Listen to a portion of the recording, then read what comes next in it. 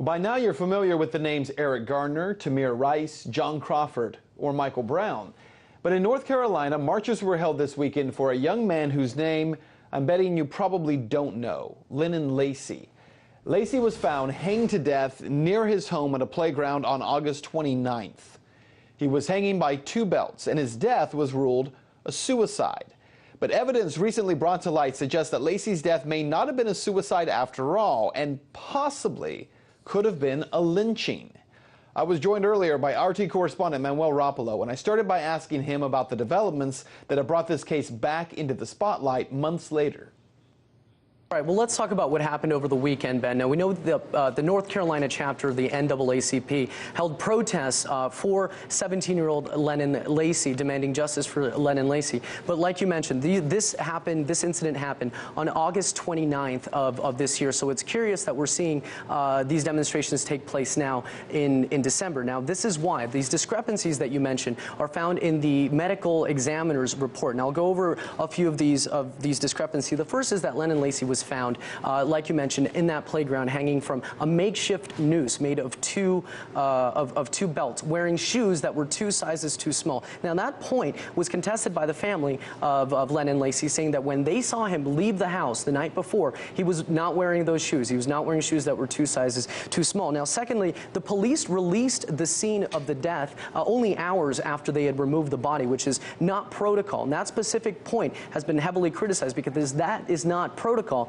for police and officers and responding officers during a death scene investigation. The third is that even in the medical examiner's report, the medical examiner noted that she was not presented with any photographs or dimensions of that swing set in question, meaning that it was impossible for her to know with absolute certainty that Lennon Lacy had hung himself. And then lastly, that suicide, the determination that the death was a suicide was done pending a toxicology report.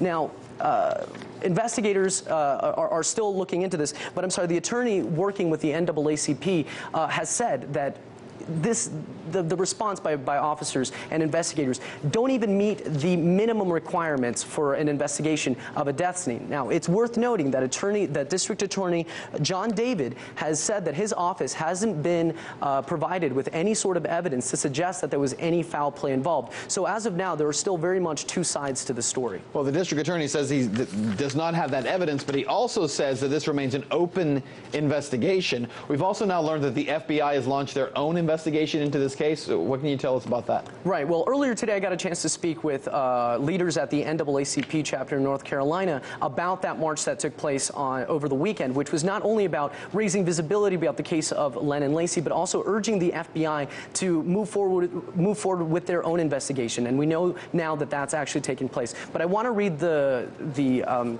note that the NAACP sent in a statement today to RT. Now that reads, quote, "The FBI has the resources to look at the facts. Its decision to join in the effort to crack the small town code, to cover for the errors in handling the death scene, to ensure that state-of-the-art forensics are applied here, and to re-interview people who know about Lennon's efforts to begin building bridges between different groups in Bladden County is a great step forward toward justice." Now, Ben, this is probably the most important aspect here. The fact that the NAACP has been looking into this with their own investigation. The FBI is now looking at something that could very well be more than a case of suicide, but a racially motivated homicide and possibly even a lynching. Now, for example, it's been speculated since Lacy's death that he might have been killed because of his interracial relationship with a 31-year-old white woman. Now, this is also eerily similar to the case of Emmett Till, who was killed in 1955, almost 59 years